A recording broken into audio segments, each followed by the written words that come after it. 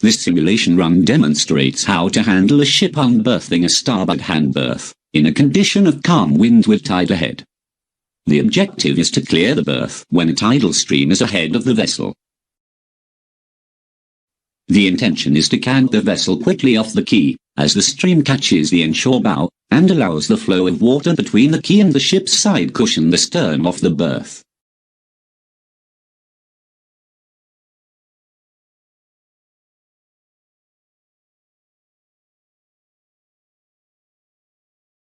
Maneuvering steps.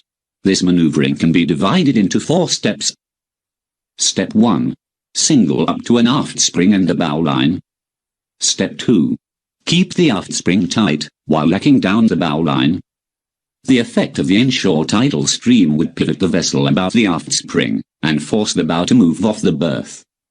The wedge of flowing water, between the berth and the ship's side, would push the stern gently away from the quay.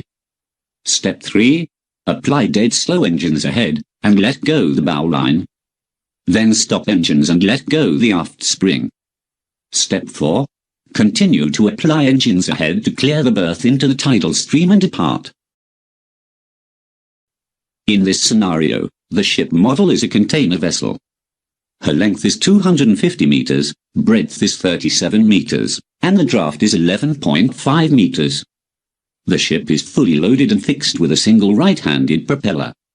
The current speed is 2 knots with a direction of 205 degrees and there is no wind.